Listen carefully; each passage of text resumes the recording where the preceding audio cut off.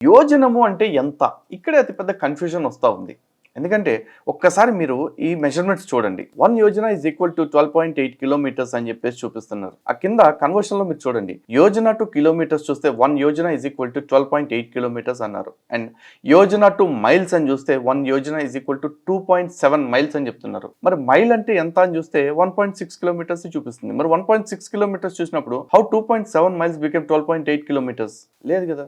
And moreover ఆ కింద ఇంకొక కొన్ని మెట్రిక్స్ ఇచ్చారు చూడండి ఒకసారి. సూర్య సిద్ధాంతం ప్రకారం చూసుకుంటే ఒక యోజనము అంటే 8 కిలోమీటర్లు మాత్రమే. అలాగే ఆర్యభట్టీయ సిద్ధాంతం ప్రకారం కూడా చూసుకుంటే ఒక యోజనం అంటే 8 కిలోమీటర్లు అన్నారు. అలాగే పరమేశ్వర సిద్ధాంతాన్ని కనుక చూసినట్లయితే ఒక యోజనం అంటే 13 కిలోమీటర్లు అని చెప్తున్నారు. ఆ తర్వాత British set 1 Yojana equal to 5 miles to confuse people and confiscate land అని చెప్పేసి చెప్తున్నారు. మరి ఈ మెట్రిక్స్ అన్నిటిని ఎవడు ఎప్పుడు డిజైన్ చేశారు? అంటే ఆర్యభట్ట కాలంలో ఒకలాగుంది, పరమేశ్వర సంహితలో ఒకలాగుంది, బ్రిటిష్ వాడు వచ్చి చెప్పింది ఇంకో లెక్క ఉంది.